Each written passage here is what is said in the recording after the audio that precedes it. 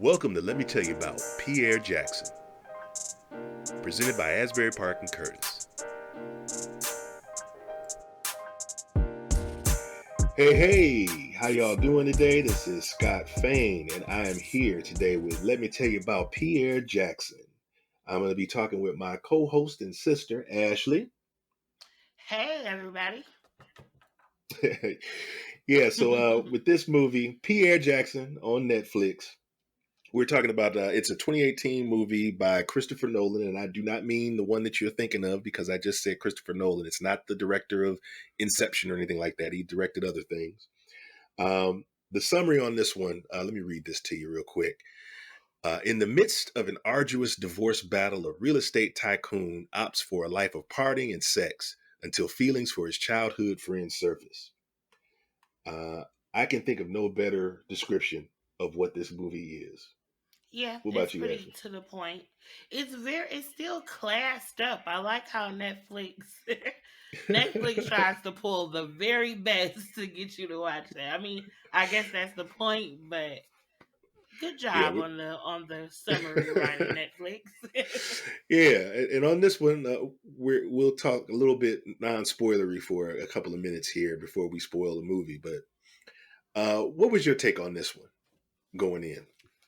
My take of this one was they knew I feel like the writers knew how far to take it so that we didn't hate the character. Because once I started, what You're talking he about the took character of Pierre Jackson. the character of Pierre Jackson, I spent a lot of the time being irritated with him. And then Hmm. there were some redeeming things that happened where I'm like, okay, I guess you did the right thing. I still got my good eye on you.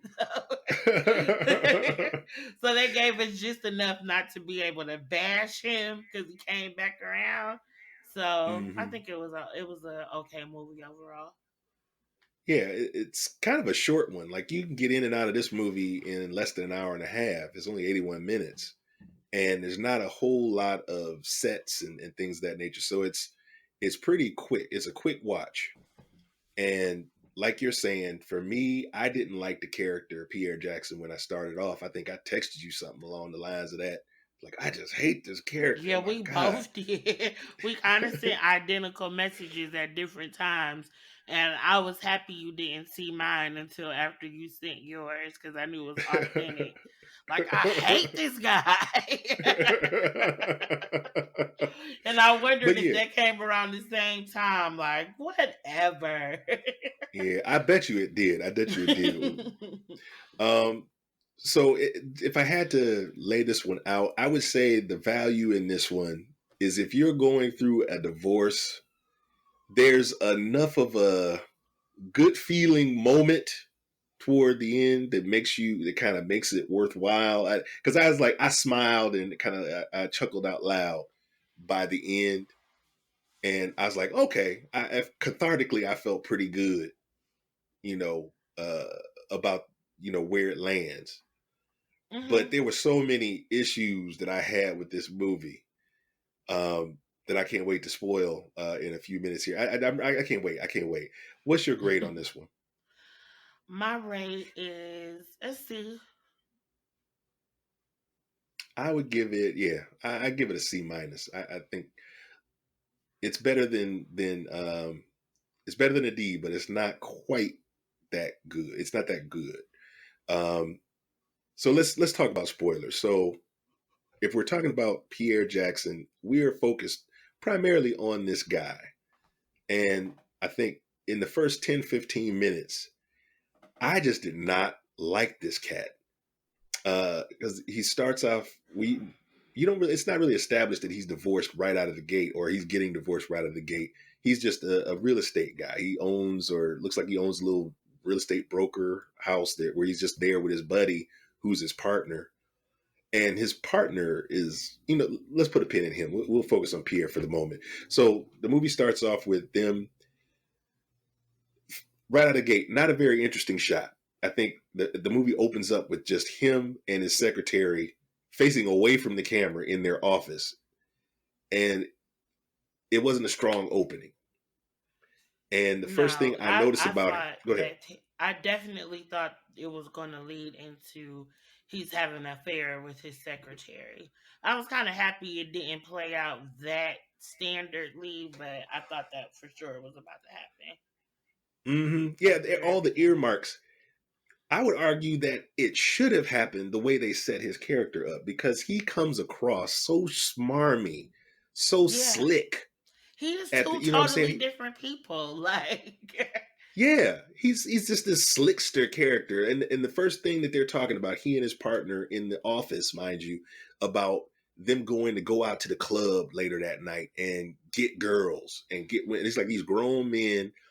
They're kind of behaving like adolescent. Well, his friend especially is like an adolescent boy going out there trying to chase some tail, and the way he's describing it, talking about it, it's kind of immature a little bit. He's like, "Oh, I can't wait to get out there, and da, da, da, da, I'm gonna get all these girls and stuff like that." Didn't really jive for me. And then yeah, every it was every scene corny. of him, yeah, and every scene with him, he's always trying to look so cool. Like it never felt like I was meeting a character. It was like I'm watching this guy pose and try and be slick and cool and everything. Every shot he's got to look, yeah, I'm slick. I've got this good. I'm that good. I'm fine. Da, da, da. And that just doesn't work for me. So anyway, Yeah, that what, at some point during the movie they let us know that this isn't his regular, but it's like you could have fooled the hell out of me. Like he yes, got player down, so you want me to believe that this is just one time in life? Like he seemed very familiar with the one night stands and the random girls that you would think this was his everyday life and not something outside of the ordinary. right. And then so we're introduced almost immediately to his oldest friend, his oldest girlfriend. She's his best friend, Phoenix. They've never had any kind of sexual relationship, never been boyfriend girlfriend. They've just been friends since grade school. And he is go ahead. I almost wish that storyline hadn't panned out because how big does the writing have to be on the wall to say, oh, maybe my gorgeous single girl best friend? Like, that's why that does not fly with me. There's no such thing as girl and boy best friends as adults unless it's like me and you. Like, I am not feeling it. I'm not feeling it. And they proved why. Literally. Don't get me wrong. I think that I don't totally agree with you. I think that you can be like that, but there's something. Like it felt like there should have been something. Like they didn't even have a drunken one night back in the day ever. It was just always because I'm married to my girl best friend. Um, Me we too, were best friends. because Yeah, platonic stuff doesn't work. Like, I mean, somebody always wants something more in that scenario, and you cannot convince me otherwise. Like, your wife wouldn't just get a male best friend. It doesn't work. I don't think that that actually works for a actual committed relationship as an Hmm. adult because somebody is waiting for things to go bad more times than not.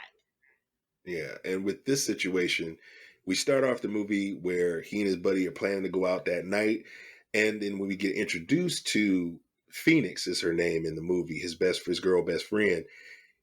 Pierre is staying with her, what it seems like for an undetermined amount of time, and she's got this nice house. She's a flight attendant about to go out of town on her job, and this grown man is got his clothes strewn all over the house, and he's not picking up. And she's kind of coming in saying, "Hey, you got to straighten up my house if you're gonna be here." And he's giving her the most laid back, I don't give a care about what you're saying right now attitude. It's like, how is this your best friend? You're staying That's with her, how the and writing on the wall is because you only taking that from a guy you want to get with. Like, nobody would be taking that from just a brother of a best friend. Like, why are she I feel like she would have been more less polite if there Oh wasn't yeah, some type of underlying feelings there. you got a point. That I didn't connect that connection, but yeah, if she didn't have feelings for him and he was just her quote unquote brother, you'd have felt more like get your ass up, do something. What the hell are you doing? Mm-hmm. Don't come into my house and mess it all up. And then like get your feet off my, you know what I'm saying? He just was Yeah. too casual. And I understand that he's not a bum. He's got his own business. And I understand that he's in the process of getting divorced, but it seems like he has enough money where he could go stay someplace. He could go to Mm-hmm. one of those places where where you stay for a month at a time, and it Yeah. wouldn't be a thing. If you just want to be a bum and lounge around. So anyway, they go out, he and his buddy, after we've established that, he's kind of a jackass. And I think this is around the time I was texting you, like, I hate this cat. Because he's smarmy at the office. He's smarmy with her, kind of, I don't care what you think. They go out to, him and his buddy go out to the club. And this is the next part. No, this is where I called you. Um, let me frame this for you. And it totally blew my mind. He and his Me buddy are sitting too. in that long Yes. booth. It's a long booth where they kind of like a lounge sitting there. He and his buddy sitting next to each other, and on the opposite sides of each other, there's beautiful girls sitting on either side of them. They are total window dressing, two women. They're not really engaging with. Well, the one dude is his buddy is canoodling with the chick sitting next to him, kind of cuddled up a little bit, but they're sitting there with these women having a conversation only with themselves, not even really bringing the girls into the conversation at all. And then About got, some women across the bar in the same room. yes, talking about these chicks from across the room. Like, what's wrong with the ones that are sitting next to you now? It's like, Or why at did you least start what's the wrong scene with with you just not to nothing? even be, you're not gonna attempt to hide the fact that you're lusting after women? And no, you're Right. not gonna attempt to hide the fact. Let's invite these bitches over to the booth and then And ask the women that are sitting next to me to get up. Hey, but don't go far, this cat actually said. Don't go far. Come on. It's like, I didn't get that. but you know I what? was It's not not feeling their fault. It's the women's fault. it. Like, Granted, who is I he took it. that you would? You what? Excuse me. I wouldn't have been able to sit there through the conversation of finding that your interest is perked by two Yeah, other women that aren't me sitting in front of your face. I right. don't get Because that. The disrespect was just so much, but that it was wasn't very my he ain't disrespectful. shit moment where I text you yet, but it's coming up soon.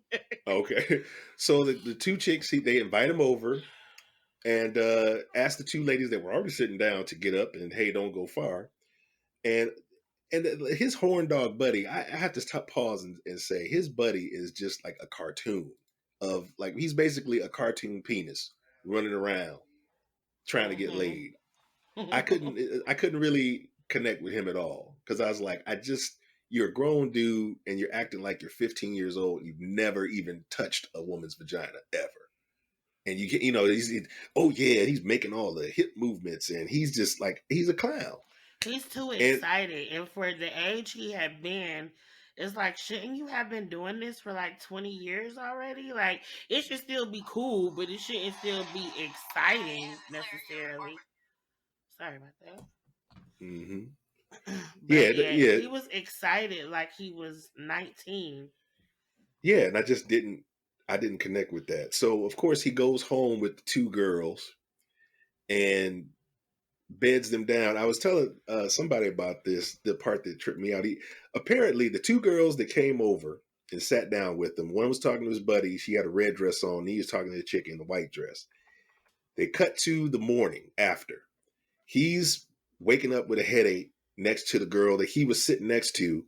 And we're told that he had a threesome with her and the girl in the red dress that his buddy was talking to. Only at some point during the evening, the girl in the white dress kicked her friend out to the outside to the couch because she was snoring too loud. So we don't actually see her anymore. I think that was a casting decision that they just covered up. Um, maybe she could only do that one scene, and they just basically cut her Yeah, out and that said, is "Oh," true.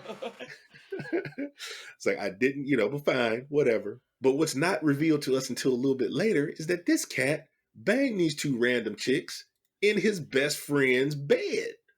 And this is a house to me that does not strike me as a one-bedroom house. That house has a guest room. You go to the guest room. If I come Yeah. back home and I find you done been fucking random chicks in my bed, what the hell is wrong with you? Who does that? Not her, because her response was, you know what? I love you. Are you serious? What? You love this nigga? Did you clean your sheets before you decided that you loved him? Because, Yeah, ma'am, did you see your bedroom? I didn't even think about that. Did he clean those sheets? Because she found like a pair of something, some drawers or something of that girl. So that lends to the idea that he Hmm. didn't even clean the sheets when he got done messing around with her. That's just foul. But Foul all the way this around. was my text moment. The text moment for me with you just ain't shit at all.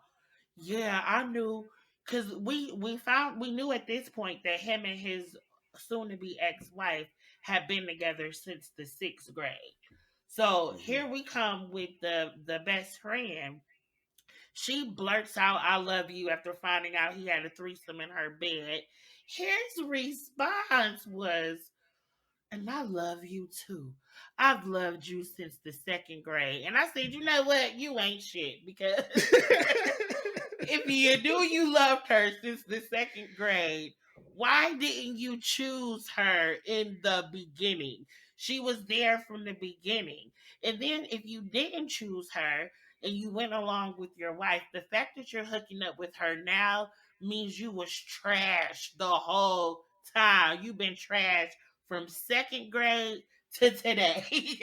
Like, when you just let strung her along as your best friend for the whole time. Like I can't. Yeah, it did seem like she was like encased in glass just in case, and that's the thing that's the part about his character that kind of messes with you because he seems like a player who's only out for one night stands, trying to get laid, trying to run around because that's what he's showing us. He is showing us that, but he's telling us he's been married for 20 years, he's been faithful for 20 years, and the running around is just a recent event as a response to his getting divorced, in the process of getting divorced.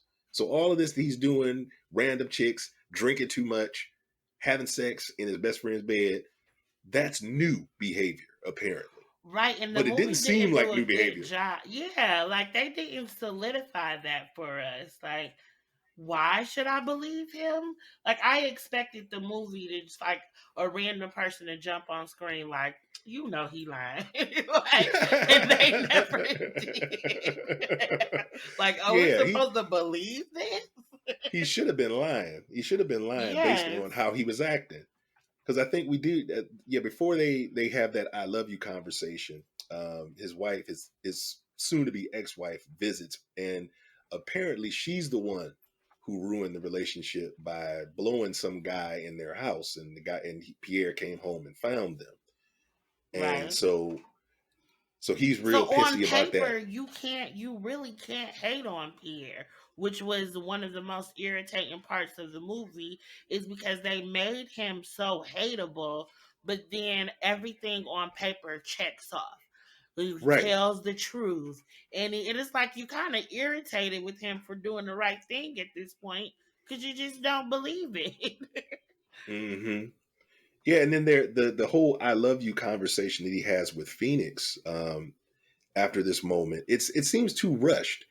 Basically, she comes home from her the flight job that she just had to her house still being messy, but he kind of plays her off, and she's like, "I'm gonna get something to drink. We're gonna talk." And they immediately start drinking, and it's the most boring, non-interesting drinking that I've ever seen in a movie, where it's just two people standing at a counter drinking shots of tequila. It's like, what about it didn't jive for me. Like, you can kind of have that conversation, but it was too shallow. It's like, why not sit down? You're talking, you're having a good time, you're laughing. None of those things happen. Let's stand at the counter and drink tequila And immediately I'm going to confess this deep, dark secret that I've had for 20 some odd years that I'm now going to tell you in this moment that seems kind of inappropriate. It's like you're still married to another woman. You Mm-hmm. just had an emotional response to this woman coming in, and he still got issues dealing with his anger about this breakup. And she confesses that she loves him, and then he's like, I immediately say, I'm loving you. I love you back. It's like, And I dude. have since second grade. Like what? And it's like, dude, why don't you just get divorced and just take a little bit of this seems like a bit too Or fast. even that, if you found the love of your life in second grade, when you met this new trumpet in sixth grade, you should have already been cool because you had a love since second grade. So that's why I just feel like your whole shebang is questionable at this point. I don't trust anything you have to say at this point. I feel like if I walked up to Pierre Jackson right now and said, I love you, he would tell me he loved me back. Oh man, now see that it's moving too fast. I guess that's the problem with it. It's just kind of racing, and stuff that should have taken place over days, weeks, months is taking place in hours. So the next morning, it's almost like they're in new love. They confess their love. He's making her breakfast, and they're set like, let's have a date. Where you're gonna have to date me, she says, and you can't just we're not just gonna jump into bed. And it's like you weren't even approaching this before your drunken conversation. You were drunk last night. You're hungover today, and you're making plans like you're trying to be together when there's a lot of stuff on the table that hasn't been addressed. And then Yeah, immediately we're at the restaurant. So it's like they're from nothing to drunk to I love you. We're dating now. And what happens at the restaurant? They, of course, happen to be at the same restaurant as his ex-wife and the dude that she was blowing when he caught her to break up their marriage. And that is a whole level of drama that is like came out of nowhere and with no build up or anything like that. It's just like I don't know. It just I wasn't jiving on it. It was just moving too fast, and none of the stuff that they were doing made any sense to me as far as what their characters. Based on what I was seeing, it didn't make sense from their characters' perspective to yeah. move that quickly. It was too rushed. Nothing made it's too contradictory because in one hand on one hand, it kind of seemed at some point that there was hope that him and the wife would reconcile. And then as soon as you think that he wants to do that, he's all in the new relationship. It was just weird. Yeah, it doesn't bode well for a long term commitment to me because he's not really giving himself a chance to get over the 20-year relationship that he's just getting out of. Hmm. Which Not makes that you he feel like that's not authentic either. Yeah, like he should have been cheating on her. Based on what he's showing me, I would not Hmm. have been surprised if you said to me, "Oh, he was catting around on her, and then she started catting around on him, and basically she outdid him or something." You know what I'm saying? Like that's how it happened. Like she, Yeah, yeah, she got some get back or whatever. But you mean to tell me you expect me to believe he was solid for 20 years and just turned? It didn't give me that. It gave me he been doing this the whole time. Anyway, Mhm. I felt like I was the wife at a certain point. Like you bullshitting me now. Like I'm just a watcher of the show. Why do I feel lied to?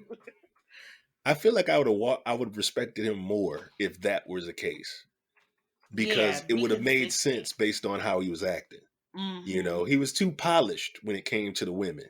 20 years, I couldn't go out right now and pull two women into a threesome like that. It would. I'm not saying I You'd couldn't be do it. rusty. He wasn't rusty. Yeah, He was no, he's way not rusty at oiled all. up and ready to go. We thought he was about to get it in with his secretary. And then it's like, no. Now you want me to think of him as a man of standards? Like, how? You didn't show me any standards. Speaking of the secretary, let's talk about the sexual harassment lawsuit that took place shortly after that the date scene. So they get back home. She's Phoenix is all pissy with him, uh, I'm gonna get to it. Phoenix is all pissy with him because he got upset at the restaurant with his wife, which seems to be understandable. Again, this was another point where I said maybe you shouldn't be getting into a relationship with this cat right this second. Then, but okay. So he's like, I'm just, I apologize for ruining her date, our first date, mind you. But we're still together. So they come to the next day. He's at his office, and his secretary is there with his buddy, who sexually harasses her like in the morning. It's like 8 o'clock in the morning, it seems like, and he's talking about, yeah, I like my wings with the bone in, talking to her. How do you like yours with the bone in? And she plays along with him and stuff like that. And it's like, this is an office? How's that? That's Yeah. not very professional. And I felt so bad. I felt bad for her that she had to play along and she had to kind of be okay with this guy totally objectifying her in that way in front of her boss. It just felt ugly and wrong to me. It also felt weird because if this is his best friend, why does it seem like he's just meeting the secretary? Like, wouldn't they have known each other? Aren't they business partners? Yeah, maybe we missed something or whatever, but I'm not going to dig too deep into it. I just knew that kind of left a bad taste in my mouth watching, him treat her that way just for no reason whatsoever, other than I guess just to show that he's a horn dog. But It's anyway, actually, we can't give him too much because Pierre was exactly him. It's just at a certain point, the movie forced us to believe no, Pierre is set apart and he's different. And he actually didn't come across any different or any less creepy or mannish as his best friend. no, he didn't. He just wasn't as cartoonish about That he being a was, horn yeah, he dog. wasn't as immature, but he still did all of the wrong deeds. Hmm. And moving on to the plot, this is where there's an anonymous box that gets delivered to his house or excuse me, to his office, and turns out to be a couple of pregnancy tests and a letter saying that he got the two girls that he got pregnant, which I didn't realize it was 6 weeks had passed, mind you. But 6 weeks ago, he got these two women pregnant that he had a one night stand with, and they want something. They want some money or some kind of thing to deal with the situation. And it was like, okay, that seems like fake A or a setup or stretch. something. Yeah. Right. Like maybe one of you, but both of you got pregnant? It's like, okay, And I'm like, are fine we with, taking this seriously? It was yeah, it's so like, many like, are we I, joking here? and then I immediately had, it's like they totally screw me again because he reacts in the most mature and honest, good dude way you could possibly react to this type of Hmm. situation. He says, "Come on in here, we're gonna talk." He says, "I'm going to that you get tested, make sure if it's my child, I'm gonna take care of that child." It's like I don't believe in abortion. If you want to have it, and I'm the father, I will take responsibility. He was even willing to take out, give me the adoption papers. I will take care of it. You won't even have to fucking deal with this child if you don't want to. You And know he what? and I Maybe was like, we going too hard on Pierre because maybe he is just that dude. Maybe he could turn it. Maybe he could be a creep and be like, I don't know. Maybe both are true because he does. He says all the right things to the point where you are mad at yourself. Like, well, damn, that does sound good. Now I see how you yes. can get caught up into this because he's saying all the right stuff, even though his Right. actions are totally different. Right. Yep. Yep. And So then Pierre, that guy. what's even better, at least for the character. That's why I said it turned me around on him. Because what's the I was describing this to a buddy of mine, and I took him right up to the point um, where like where they bring in the plot point about the two women are pregnant, and da da da da. And I was like, what do you think's gonna happen? Like, just tell me what you think based on what I've told you so far. What do you think the next step is? And he's like, I guess maybe he's denying it's like that ain't my baby, that type of thing, coming at him angry. And I was like, I Nope. thought something like that too. Nope, not at all. He's the most stand up. Now he turns back into the 20-year husband. Yeah, that was a 20-year husband move right there. And then what's even better is when he comes back and talks to his new girlfriend, I guess, he confesses immediately. says, this is Mm-hmm. the situation. This is what I told them. I hope you can stay. It's like, I want you to be with me But if despite you this. can't, But if you I can't, gotta take these kids that I right. created in your bed. And I hope you understand. It's just like, well, look at this. I know. It's like, Well, go you got ahead, to respect Pierre that. Jackson. I know. I know. I mean, don't get me wrong. On the one hand, I totally respected his point of view, and I can understand her being upset. But to me, the most upset part of her that I could, like where she could, to me, she was justified is that he did it in her bed. But they weren't even technically together when he hooked up with those two chicks, and it almost seemed like she was playing it like he had cheated on her, or he had initially at least, like he had done some irresponsible. Well, he did do something irresponsible, but at least that's how I read it. Like he had done something to her, but that wasn't actually the case, at least technically. You know what I True. mean? But even that didn't last. I could totally see her reaction in the way that she did. Even that reaction She didn't was with it. last. Of course she was gonna be with it. You just let him bang out broads and mess up your house for who knows how long until y'all was in a relationship. So she not about to lose her real estate tycoon she been pining over since the second grade to no frivolous two new baby mamas. What sense does that make? We gonna give it a go. Me, you, the wife, the new babies. Oh boy. So the next sequence, and I said this movie is running like it's running a race. So basically, once she's accepted that he may have these kids, they are immediately in arbitration for the divorce. He and Pierre and his soon to be ex wife, and she just, oh man, ice. What do you say? Ice wouldn't melt in her mouth. She looks so smug walking into that room, and I'm like, okay, something about to go down. And the second before they start the meeting, he's like, "Let me talk to my wife alone for a second." And he's looking at his phone. And this was the moment to me where this is the first time I really laughed out loud. And I was like, okay, I can see the value of this if you're in a certain frame of mind and you're getting divorced, as this being kind of a cathartic, fun thing. Because he gets a text from the two chicks who said that he um, impregnated the both of them. Basically, a text confession saying that his ex-wife hired them to go with him, and they were gonna split the money with her. But when he basically acted like a stand-up guy and didn't try and do something sleazy, the deal she basically reneged on the deal, didn't want to pay him the money she had promised him if it didn't work out. And so they was like, screw her. I want screw her. I'm just going here. This is information for you just to screw her over because she did this to us and I'm about my money. And I was like, wow. Yeah, I didn't see that little storyline coming in, but it also didn't kind of seem necessary. Yeah. It would have been more interesting to kind of see them figure it out together and whatnot, but that's not what they was going for. They needed a quick in and out with this arbitration.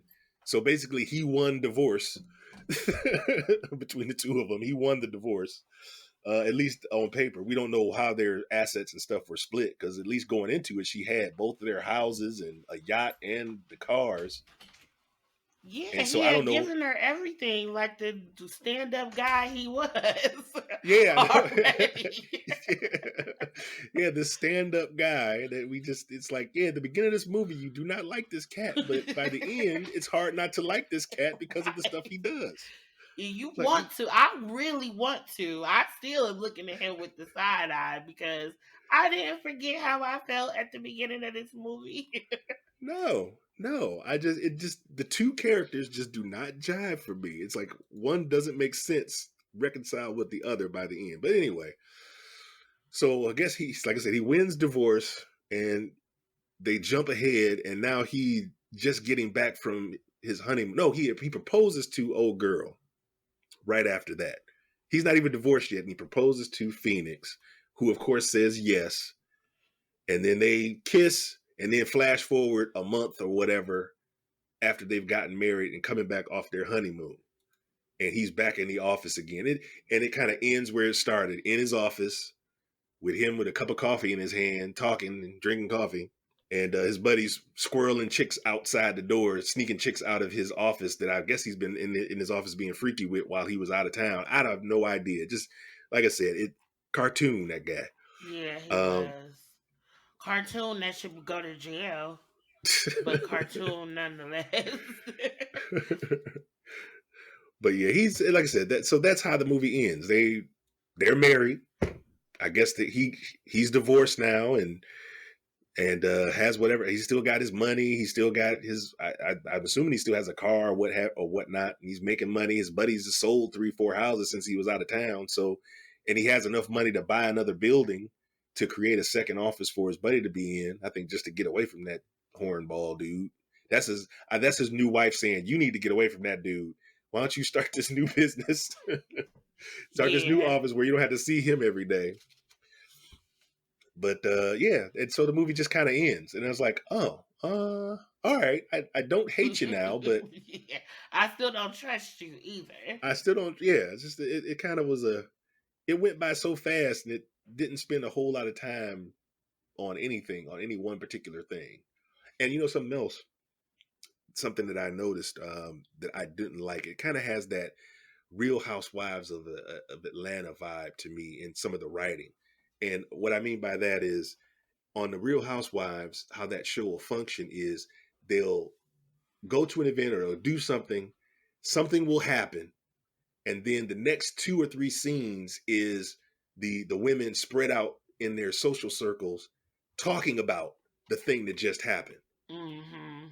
And there was a couple of Recapping it. scenes, yeah, recapping it. So then there's a couple of scenes in the movie where something will happen, and the next scene they're just talking about the thing that just happened instead of moving the plot forward. They're just talking about the stuff that just happened 5 minutes ago. Like, I know what happened. Why are Like you we telling me just this saw again? that, right? And that's that's the thing that I took away from it. That's where I took some score away from my view of it, because I just it didn't move forward enough to me. But yeah, all in all, it was just okay. It was would I give it a C minus? I stand by that. Even talking it out, I still stand by it. Like I said, you may find some value in it. There's a couple of chuckles here and there. It wasn't a laugh riot. It wasn't a romantic movie. It wasn't it didn't feel like a great love story because it didn't give us enough oomph to even give it that. And I it guess is I what it is. wasn't bored. It evoked irritation from me, and then it didn't leave any loose ends for me. And I mean, minus the the contrariness, contradiction, minus the contradiction of him being a total creep guy to being the total best guy. That wasn't a smooth transition for me, but Hmm. I was never really bored with the movie. It wasn't a long movie, but Yeah. it kept my attention the whole 80 minutes or whatnot. Yeah, it didn't have enough time to get boring, really. I take that Mm-mm. back. It could have gotten boring, but it didn't. It just kind of kept moving. It's just like I said, at the end of the day, when you're watching it, is this something that you're going to be like, oh, I can't wait to see that scene again or this scene again? It's like there's no part of this movie that I have to see again. Also true. Yeah, one and done is fine, but it wasn't horrible for me. Hmm.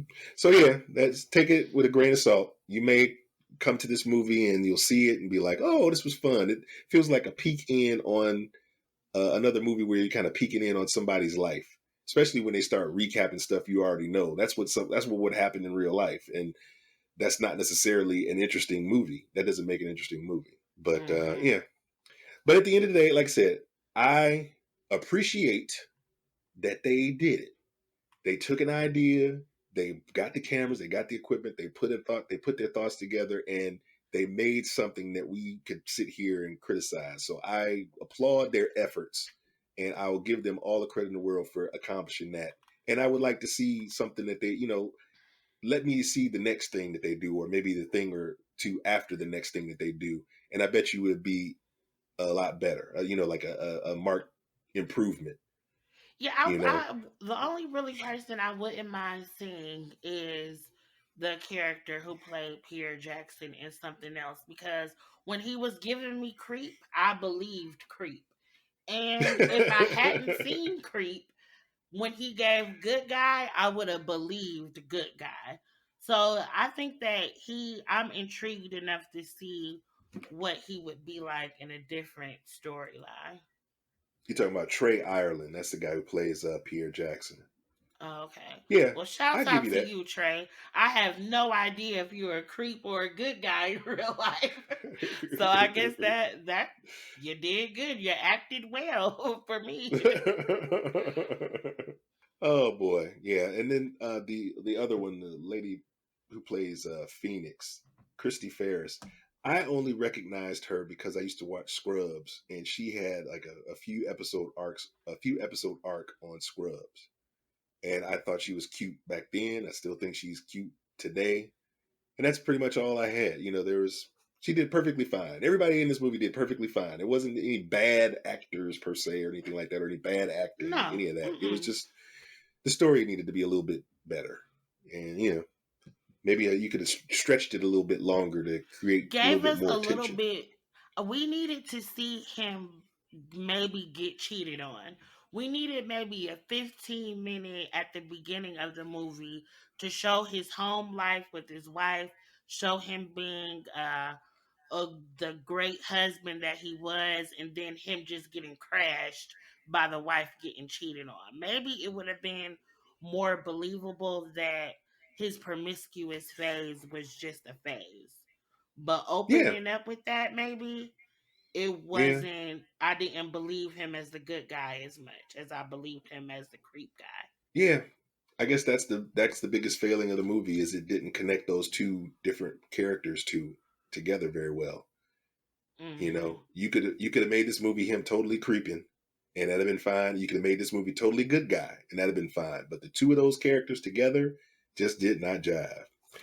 But True. on that note, uh, I hope whoever's listening to this enjoy. I hope you enjoyed it. I hope you can go check it out if you're interested. Based on what we've said, like I said, I enjoy it. I mean, there is some value here to watch. Yeah. Is it great? Yeah. Anyway, peace. See ya. Stay safe. Wash your hands. Thanks for listening. That's the end of our show.